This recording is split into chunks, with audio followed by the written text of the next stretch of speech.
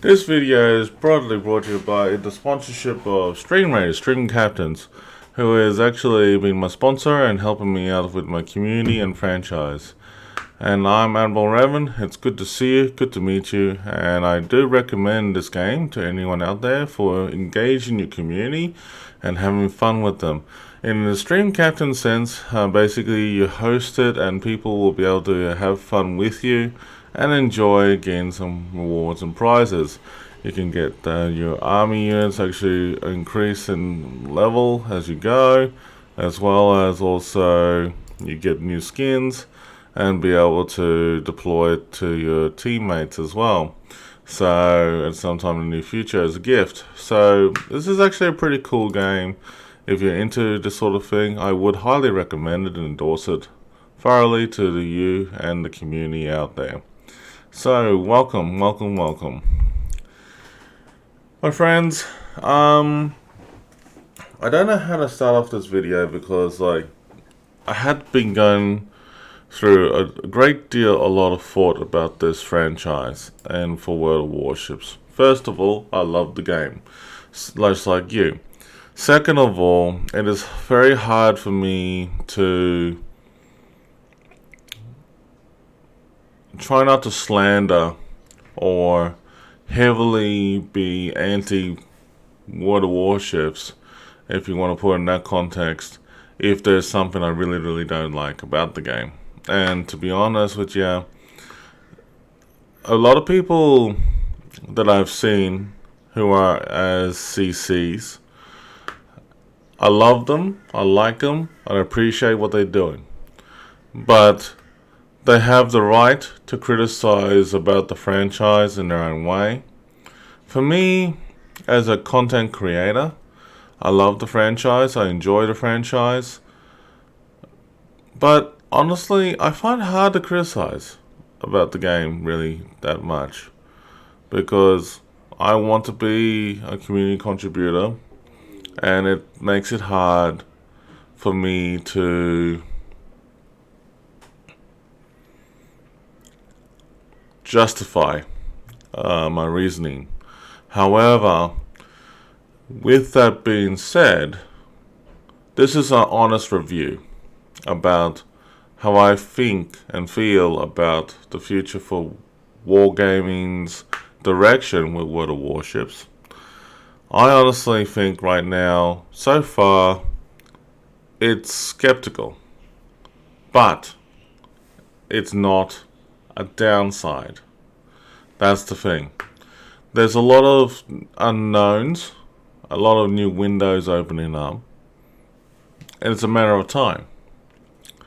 So we'll see where the future holds.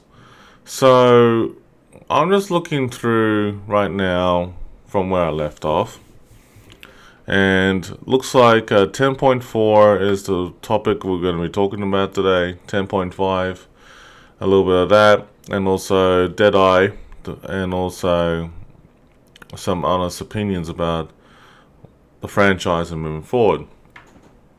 So let's start off with the honest opinions about 10.4. So 10.4 is looking good. Okay, the Dutch line, as you know, has been introduced. It's on its way. It's about a matter of time. We'll probably see it maybe around about June, thereabouts. That this new Dutch line will be coming out soon. Give or take, it'll be probably about a couple months away. It's not too far away with these updates for 10.4 and 10.5, and I want to stress it out to you that these Dutch ships, it's actually very good to be introduced for us to play, have fun, and actually experience a whole new tech tree line of warships here. Now, I will admit that the Friesland is going to be changed from where it is in the European line and or the Commonwealth, wherever it is, and then it will be pushed into the Dutch line because it is a Dutch warship. So it's actually going to be nice to know that there's a premium warship you can get. There's a lot of new stuff coming out on this 10.4, which is pretty fantastic for the airstrikes. as well as parachutes and other things like that, the animations and that it looks pretty fantastic in the background. I think they've done a lot of work with that, updating the graphics detail. I mean, like in 10.3, you're starting to see a little bit of that already, and I think in 10.4 it's just going to be a bit more better. Just by looking overall in this game, it looks pretty fantastic, overall. There's some new American warships as well, which is the Congress. That's have been in development for a little while. We saw that in action recently. It was actually pretty nice. I haven't seen this one, the Devon D7 Provision. It's actually P. Bagration cruiser, Soviet, Tier 8. Haven't seen it, but it's a nice premium Soviet warship as well. And honestly, it's going to be pretty cool to see in the near future. With that being said, there's also adjustment to fire mechanics. Now, you must have a lock on an enemy target if you're actually going to do this sort of thing. While firing at this enemy, adjustment fire progress is filled by each salvo that hits and target lands within a certain radius from it. The bar is full. When the bar is full, a certain gameplay bonus, for example, a boost to main battery reload speed, is activated for a limited period of time. This is in development stages. I don't understand why they're doing this, but honestly, I'm used to just manually aim the guns and fire at long distance anyway.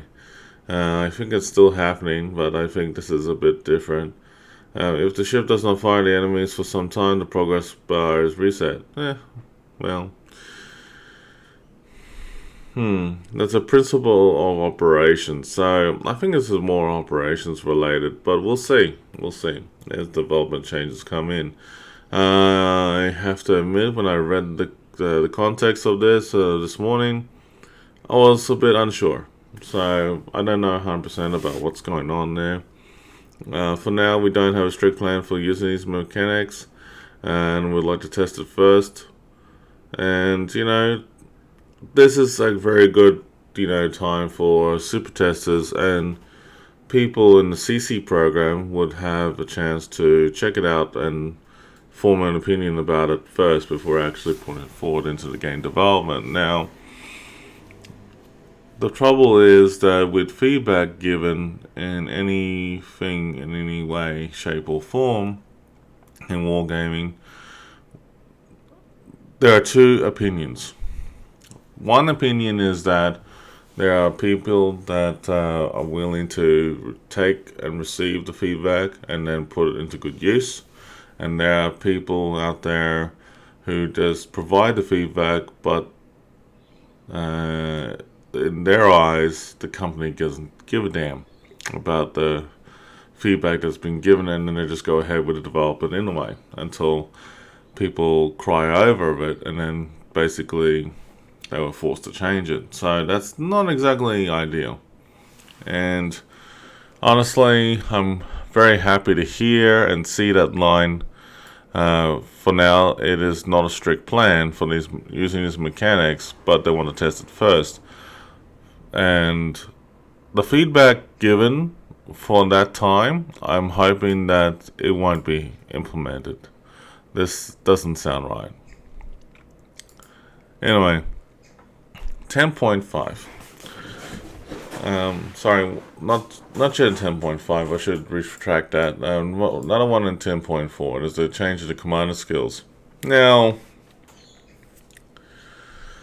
I don't know about you folks. I mean, 10.4 is going to go through a lot of changes. Like, for example, Deadeye is getting removed. Okay, so Deadeye is getting officially removed from the game temporarily. And it's going to be replaced with a speed boost. when you're undetected. So it's called the Swift in Silence. Now, Swift in Silence increases the ship's speed by 10% when undetected. Undetected. So, if the ship is still undetected, you get a 10% speed boost. Well, don't you have the flag boost in a way for speeds? Well, yes and no, but I mean, like, people would argue that an extra 10% speed boost is actually very nice to have. I agree to that extent, but I don't agree with the whole idea though, because if you want to make your battleship swift in silence, it's kind of like, well, the French battleships, for one, have engine boost. The Georgia, for example, in the American premium tier 9 has speed boost. Anything that has a speed boost is temporarily, it benefits them more. But in terms of this, when it's undetected, all these warships do benefit it in terms of the battleships. But is it really necessary to have? No, it's not. Because battleships, to me, they're long range battle wagons. They're designed to actually pack a punch from 15 to 30 clicks away from the battlefield. What it does not make sense is that if you are only increasing your speed for temporarily when undetected, and then when it becomes detected, honestly, for battleships who are close in range in a way, they're not going to benefit. If they're going to be in terms of long range, sniping and long range, like for example playing the Champagne, the Thunderer, the Conqueror, the Yamato, Shikishima, those battleships I just mentioned just now, they're sniping battleships. And they have a good range for at least a minimum of 18 to 30 clicks, including the Republic. It's ridiculously long firepower, you know. The firepower for them that they send and deliver is pretty smashing. So, I don't agree with the swift and silence change. If I was going to introduce a change to that line, and the 4-point line where the Deadeye was on the captain skills point, I probably would have replaced it with either better armament on the warships, or look at the idea of perhaps instead of like master fire prevention, I would have called it the master fire prevention can be one thing. The other one could be master of flooding prevention, or renamed the master skill for fire prevention and called jack of all trades for a jack of all trades, and the abilities are mastering and say 25 reduced to 25% of flooding again, and also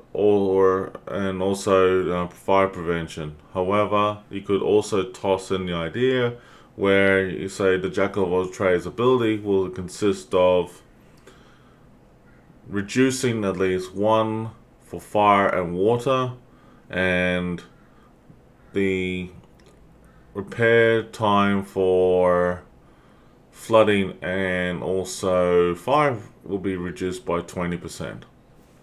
That's a good example, okay?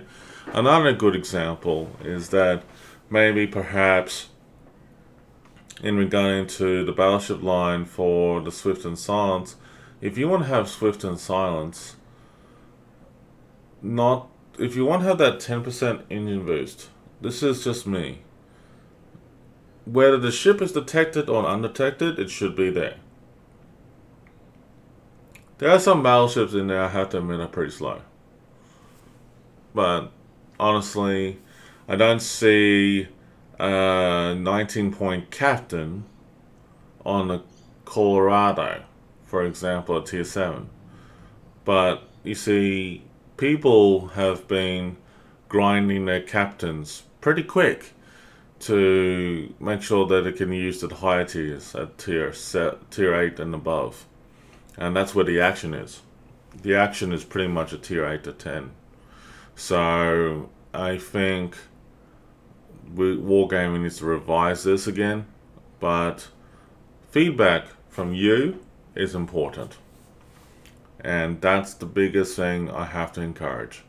The feedback from you has to be encouraged.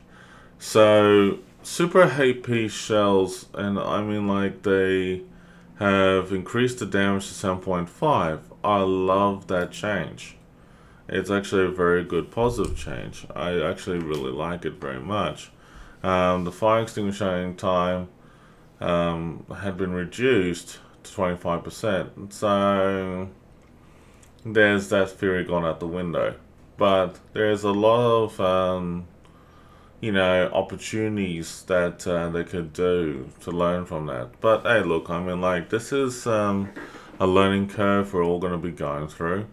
And aircraft carrier skills, one thing I was very happy about to see was the aircraft skills has been enhanced reactions. That 25% penalty to the action of the patrol fires and interceptor consumables have been replaced with 25% bonus, which is actually a very nice change. The remove penalty to ship's detectability for Fearless Brawler is pretty nice for a destroyer. Heavy AP shells, well, it's good to see that it's increased to 7.5%. Survivability now for the cruisers. This is something that people have been wondering when and if there's going to be some cruiser love. At the moment, it has been increased for the hit points to 450, as well as the enhanced skill has increased to a point bonus to 500. So it is a bit of a, good to see and nice to know, but the feedback is getting there. So Wargaming has to get that feedback more and more consistently from everyone out there, and it's important that they need to bring it on board on the table and say, hey, look, we love the game, the franchise is good, but this needs to change. So there's a lot of steps coming up in the near future. There's no real further steps in regarding to there's no real big further steps being planned as yet in autumn and onwards. So there's a lot of improvements and reworks need to be done, but it takes time to develop it and test it though. And also they want to rebalance some skills as well and some ships. So that's going to take a while as well, and try to improve or replace their most unpopular skills as well.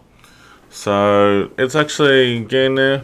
It's time for Wargaming to sit back and get the feedback that's needed and see what the player base is doing. Now the trouble is though, with all those changes that's been happening, I will say this very openly that it's pretty much a double-edged sword comment here, because when the Commander Skill rework came out, the player base just went like on a nosedive. Pretty much like people hated it. Honestly, when I played the Commander Skill rework, I wasn't 100% against it, but I was skeptical about the whole thing. I was skeptical because whenever a major change like this happens, it either makes or breaks the franchise. It actually makes or breaks you entirely in terms of if you want to play the game or not. Now, honestly, I took a break from World of Warships for a week. And it was a good break, just to clear my head and everything. And when I came back to World of Warships and started playing it again, I felt good. about it because I needed a break, needed to reset my batteries, and also have a clear mind about this commander skill rework approach. I saw videos from different CCs out there who either liked or did not like it, or openly criticized about it, and I myself, as a content creator, I had made some opinions about it, but I saw it as a positive aspect of this commander skill rework, and that is it's still forever going to be changing, evolving, and also it's going to be along the way that there will be some commander skill points that we're going to like and appreciate, and there are things that we don't like and appreciate. One thing I will say though, very openly, I did not like about what happened with Deadeye and the conception of gameplay, and that brings me to my next topic. Deadeye to me on the battleships were nice, but for a couple of reasons. If you're firing a very long range from 15 to 30 clicks away on the map, it doesn't seem that much on the map, but it is in terms of dispersion when you're firing at long range. The shells are not really precise on target. When they do score, like with Deadeye, they actually damn well hit the target pretty solidly, and sometimes give devastation strikes as well. But even before those dev strikes were becoming a more thing with Deadeye, before Deadeye was introduced, you can do it and pull it off quite easily if you know where to aim on the battleships. For example, Montana can do Deadeye, no worries. Yamato, Shikushima, Kremlin, even the Conqueror Thundra, they all can do it. It just depends where you aim out on it. Now, any tier, it doesn't matter what tier, even though I just mentioned tier 10s, but any tier ship can do it. And it generally depends on how you aim it, where to aim it, and who you're fighting against. So, if you're on a battleship firing on a cruiser, the chances of you causing depth strikes is pretty damn high.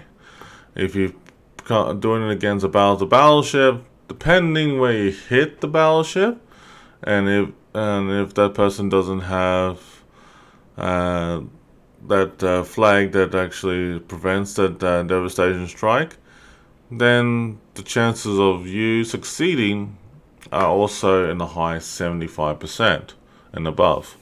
Now, keep in mind that RNG itself is very random, and basically that depending how you aim, depending when you fire and all this kind of thing, and the angle in the ship and all that, there's a little bit of a percentage in the player's favor for avoiding and dodging the attacks, but also not taking the full brunt of the actual damage. Like, for example, some people are able to sit it out my Georgia when it's side on, whereas with front on, different story. Now, my opinion about Deadeye removal. The Deadeye removal is probably probably for now is a good and bad thing. Now, I'm going to say it in two stories in a way of saying this. When it was first introduced, Deadeye made the player base change, and that was not for the better, it was for the worst. The reason for the worst was basically that people have a tendency to just hang back on the way behind your teammates, and you're sitting there wondering if and when they're going to come and help you. And it's really not the perception of a battleship player. It really ain't. Battleship players are supposed to be either nearby the cruisers and destroyers as a supporting mechanism, and actually provide intensive firepower on certain targets when the cruisers or destroyer players call the target. Now, if you're in a situation, say for example, you're on a Republic and you have the guns can fire at least 30 clicks away, if you can shoot a cruiser or destroyer or carrier at that long range, or battleship at that long range, and you have shots on it, by all means fire your guns at will. But the thing is that some players swear by that, that ships like that deserve to be at range. Yes, you're right, but some battleships, like the Montana, for example, the Iowa, the Kurfürst, the Yamato, the Thunderer, and the Conqueror, and that, they can move in within 20 clicks or less to the target with the support of, as long as you have the support of cruisers and destroyers with you, or fighter protection from your carriers, and dive bombers and torpedo bombers help and assist you on killing your objectives. I do not see a point of why a player should be hanged back. Now, for example, in one battle recently in ranked, I was on my Georgia, and honestly, I don't understand the mentality of that battle, but I will be upfront and honest here. I was carrying the team, and that drove me insane. It drove me insane because the Iowa player confessed he had Deadeye. I confessed I had Deadeye, but we were close and personal with the enemy within 15 clicks and less. We saw an opportunity that the enemy fleet was dispersed, but at the same time, they were all over the place, and the Iowa and Georgia, and myself and in the Georgia, we teamed up together, left and right, like brothers in arms and camaraderie. We literally came in close, within 5 clicks away from each other in terms of secondaries. Secondaries for any battleship most recently is anything within at least a minimum to 5 to 10 kilometer range. Some are over that to about just under 15 clicks as an example. But, if you have secondary fire covering each other, AA fire covering each other within, that 5 to 10 to 15 click ratio, you're good, So pretty much when, as I was saying, the Iowa and myself were pretty much tic-tac-toe with each other going against these other warships, we pretty much took out 4 ships easily apart. But it did not help when we had Tirpitz, for example, with Deadeye sitting way behind, doing stuff-all damage. That drove us insane. It really did. It drove me nuts. And honestly, as a person who loves and appreciates this game and enjoys doing it, I myself find it fun with secondary brawling. I really do. You see, secondaries and Deadeye hand in hand is a good skill. That's actually a good idea for what the 4-point skill should have been, instead of for Swift and Silence. Now, I will go in length about this. You see, you have to have a 14-point captain to have the skills you need to master in terms of secondaries for both the dispersion and the range of it, pretty much. Now, honestly, the mastering skill for it, instead of the manually target or have the increase in range of that, you can have that, yes, and then change that to close quarter combat to have also maybe perhaps an improvement on the secondaries in terms of the actual focusing on the target. But then again, increased fire chance maybe, or anything like that. But it's really hard to say. There's lots of ways you can go around it. You see, players love secondary ground fire. Destroyers hate you. They really do. Destroyers and cruiser players hate you when you get them close, less than 13 clicks away. But you know, you can cause some serious damage. You see, like most destroyers these days have at least a good, you know, 8 kilometer to at least 15 clicks. You know, most destroyers have that, and they can provide devastating blows. There are some destroyers out there, like the Asashio, for example, or the Shikishima. Not Shikishima. The Japanese Tier 10 destroyer. Shima. Sorry, that's it. Shimakaze. That one there can actually provide 20 kilometer torp range and actually do devastating blows. But you can see, like any ship out there, in the destroyer sense, there are some destroyers like the Hullen, the Smollett, that can provide fast torpedoes, but they may not have the range to escape the secondaries. But they do have other ways like smoke and hydro, not hydro, smoke and engine boosting.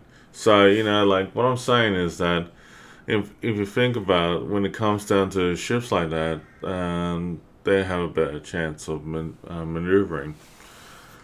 So Deadeye to me is a bit of it's rough, because it's nice that they removed it for now, in my opinion. And the reason why they removed it for now, it needs to be revised, it needs to be reviewed.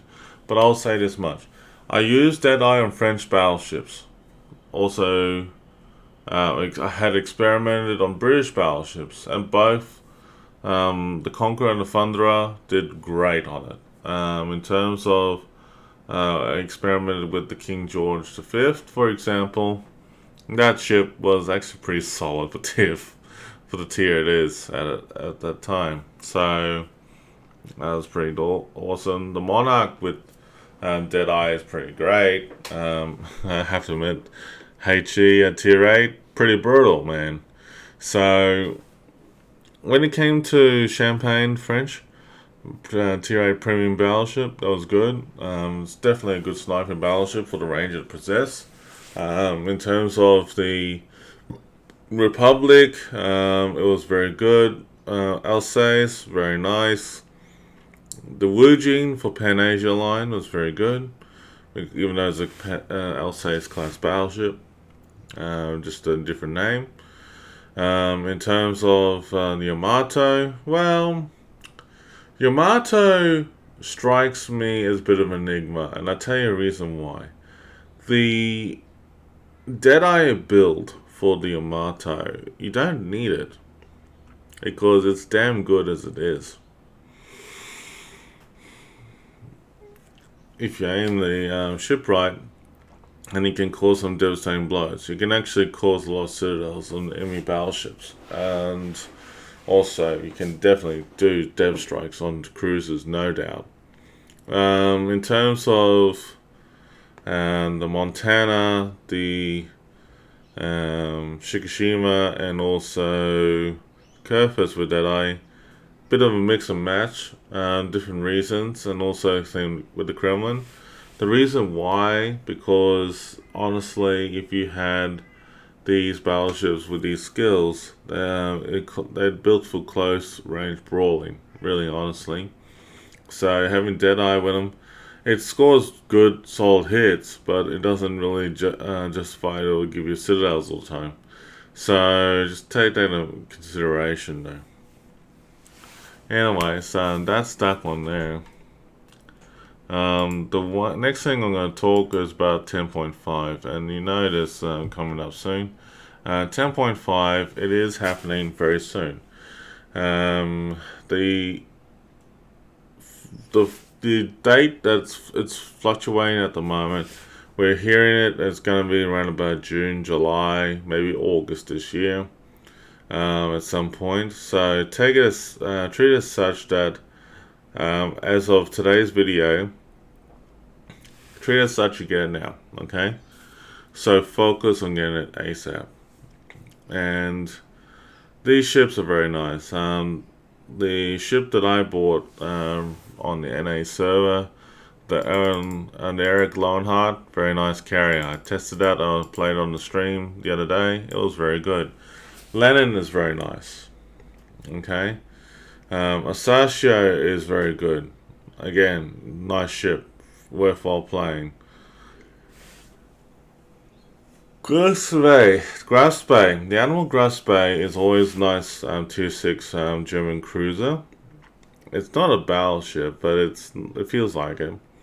And the T-61 and the Z-39, both are very nice destroyers. The Haida is very good as well. Asashio is very good for long-range torpedo attacks with 20 clicks. So definitely take it for a while. The Lenin, on the other hand, and the Nelson. Now, honestly, if you cannot afford to gain the Nelson free XP, it's understandable. And honestly, you're probably better off getting away with Lenin.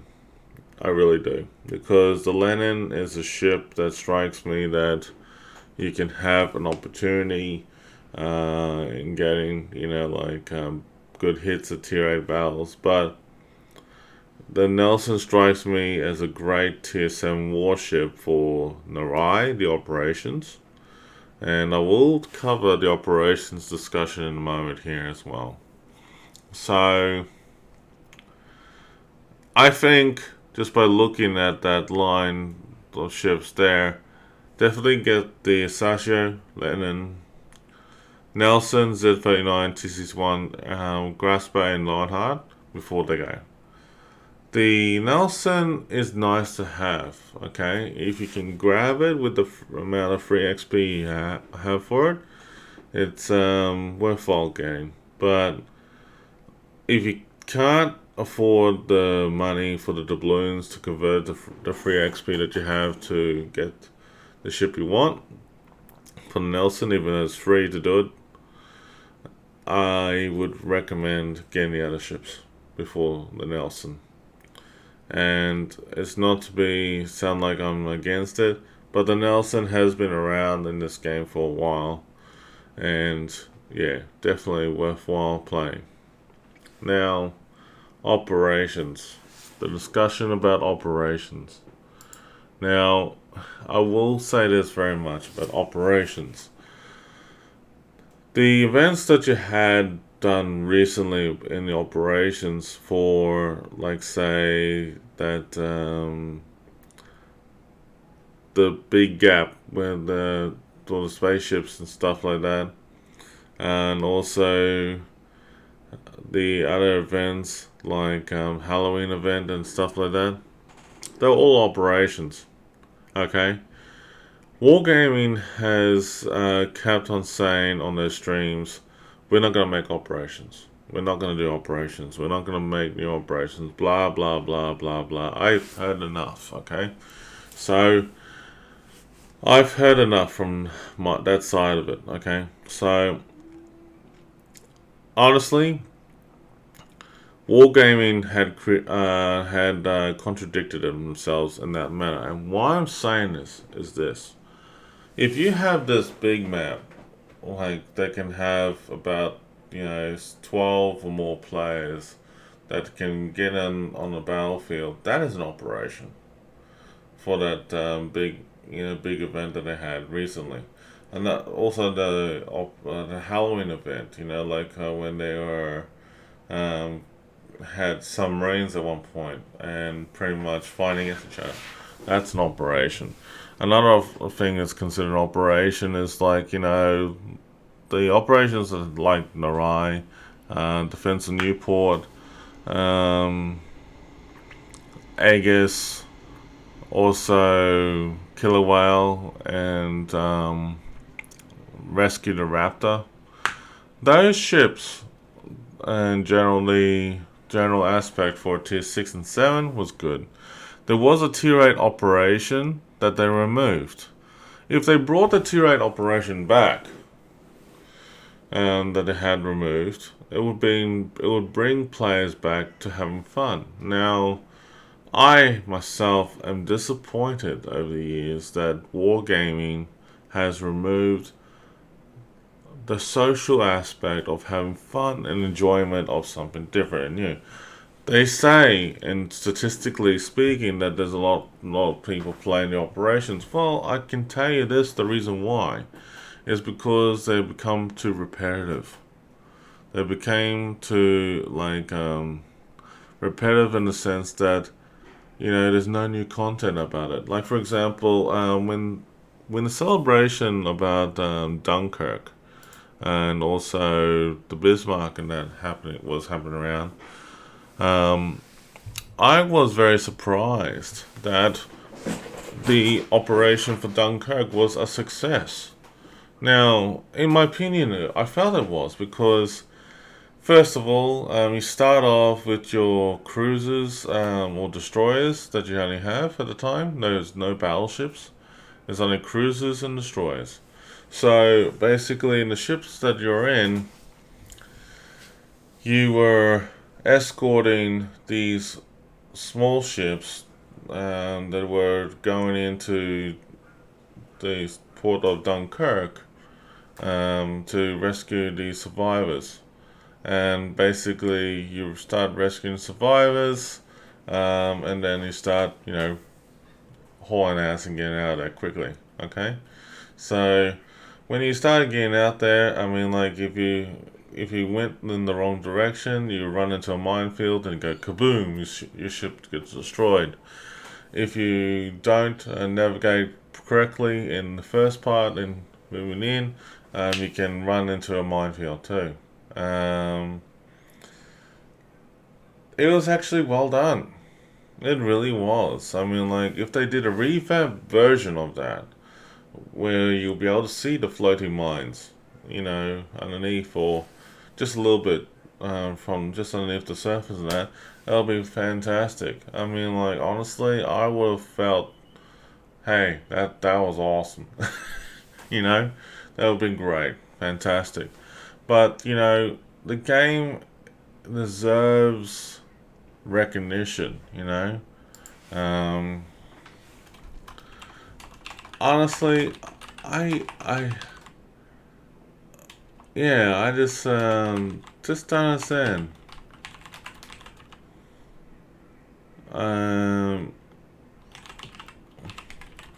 I just don't understand. It was a good operation.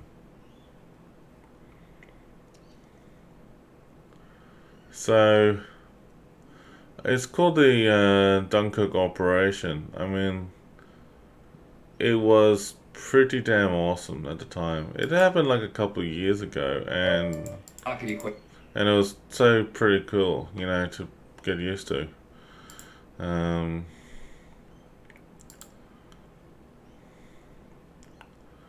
Yeah, there it is. So, here, I'm going to show it to you.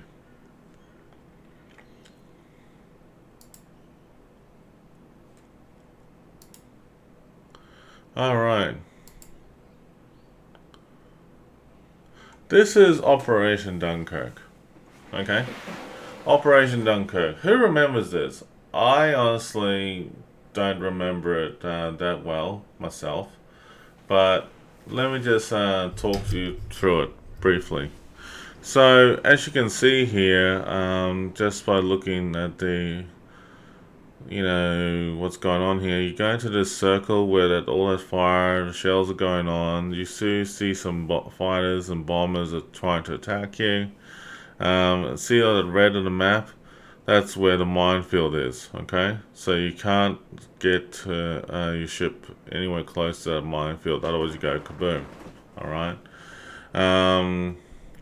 You will have continuous airstrikes happening on you. The best thing I can suggest to you and your friends is that you stay close to your teammates and literally fight as one with you, concentrating your AA defense on them. So this is actually a tier 7 group actually for this operation, which is pretty damn nice.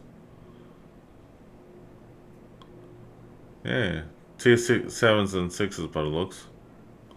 But look, honestly, this is just like a good example of you having fun. So you start picking up your crewmates. Alright, so you start picking up your crewmates, and now the fun part is getting out there alive. So, as you can see, you're embarking some soldiers. What'll be awesome though is like you see people walking through through the shore to you, or swim to you, load up and that sort of thing. That'll be fantastic. But here we go. You got smoke protecting this lovely convoy here.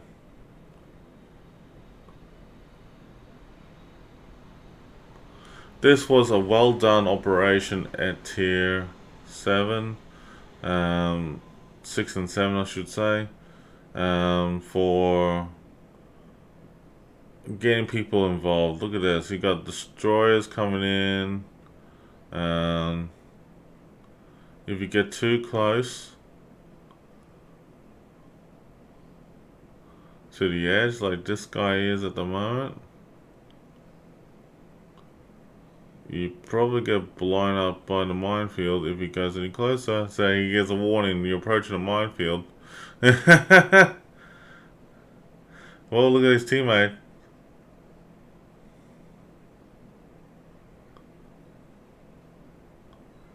Oh no. I don't think anyone gets taken out of the mine yet. But see, like, this is a good example. Yeah. The ship just ran into a mine and got blown up.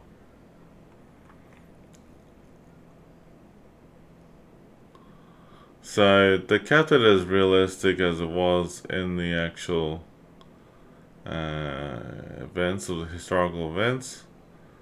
But it's actually pretty cool. So destroying these gunboats and stuff like that is actually pretty easy. I have to admit, I thought it was fun, you know. It's fun, enjoyable. It actually creates a good taste to the franchise. And yeah, it's pretty damn nice. So I will fast forward a little bit more on this.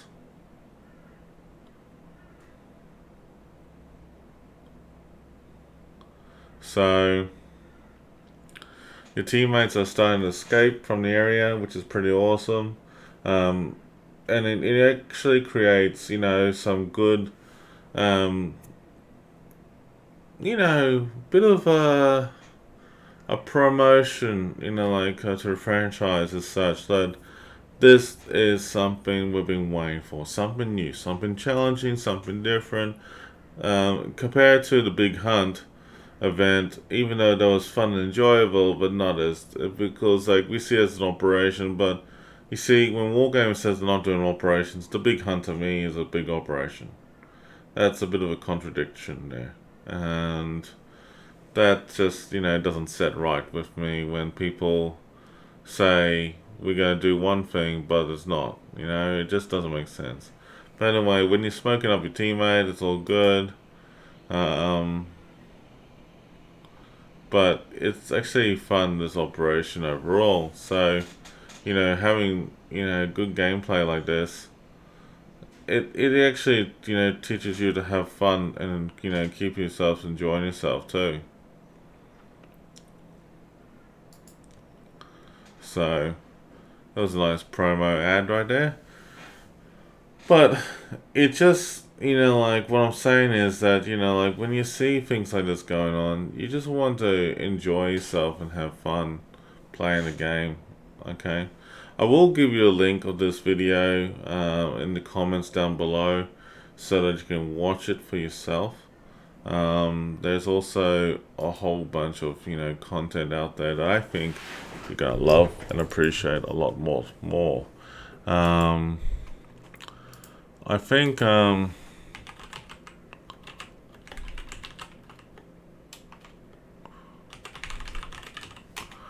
I'm just gonna have a quick look and see what scenarios that they have for weather warships, but there was actually a good example of what I just, you know, showed you there. So there was an operation on there and Tier 8. And it was called Cherry Blossom. And I have to admit, Cherry Blossom was a very good one here. So, this is just taken from the World of Warships wiki page. Operation Cherry Blossom, it looks fantastic. I mean, like, you had, you know, these ships coming at you. You were actually forcing yourself to go in there and quickly run in there and stop them from attacking the base. It's basically, they're all Tier 8s, right? And you're reinforcing the base, stopping the enemy pending attack, and repelling it. That was pretty fantastic. You know, Operation Dynamo was obviously the one that Dunkirk, so that's a good one there. There's a lot of operations that have been removed, and that I felt that, you know, could have been there. Operation Hermes. Now this one was pretty nice, but that was been removed recently. I just don't understand why. But you see, the Ultimate Frontier was actually very good as well. This one for Tier 7, it was mixture Tier 7, Tier 8 actually. But anyway, you basically start off at the bottom right hand corner to reinforce the base. Okay, so you're reinforcing the base and repelling the enemies from, you know, coming out there. So I have to admit, at the time, it was pretty damn awesome. I mean, like, you were up against Tier 8s and 9s, and you were pretty much everyone working together. It was awesome.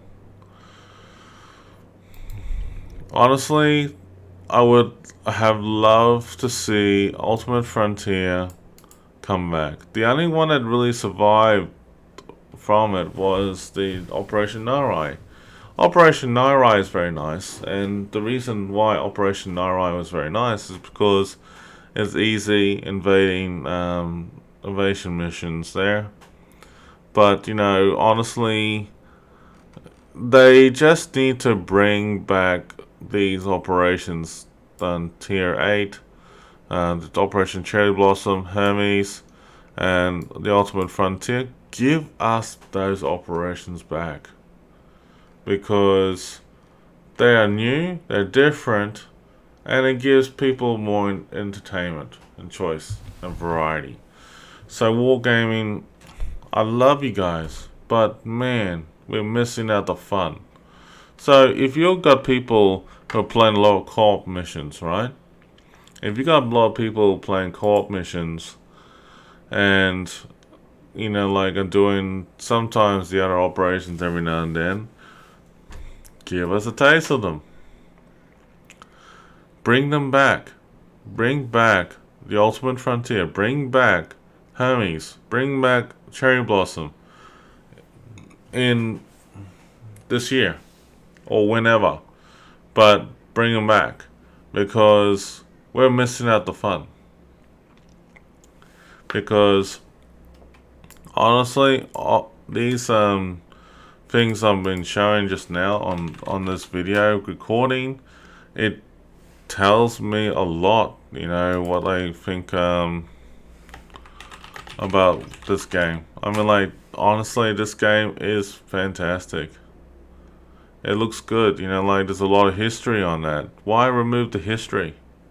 I don't get it. So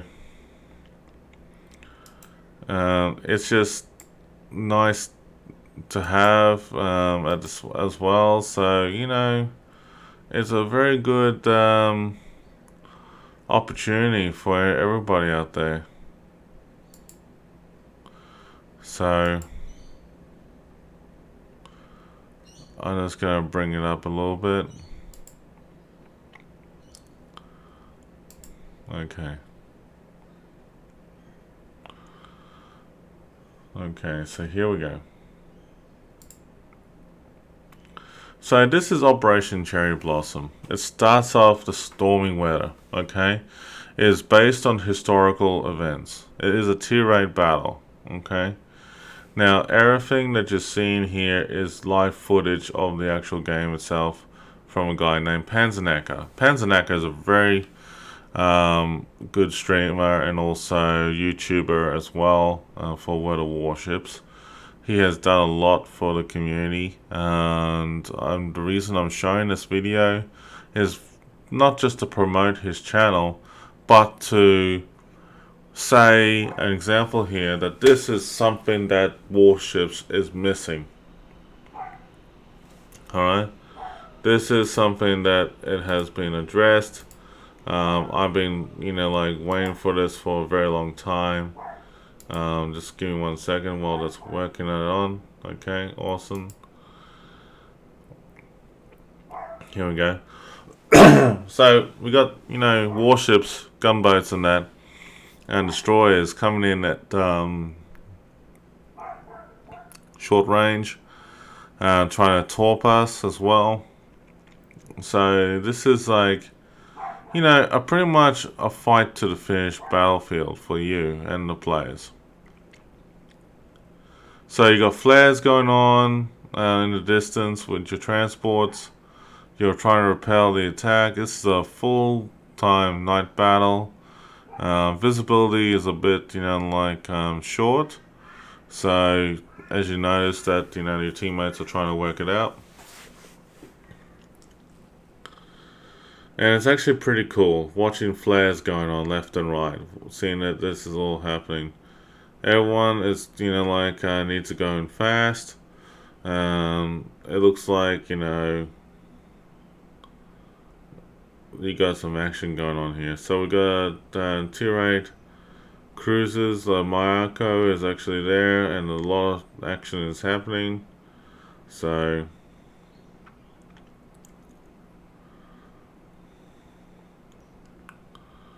the Mayako doesn't like cruisers.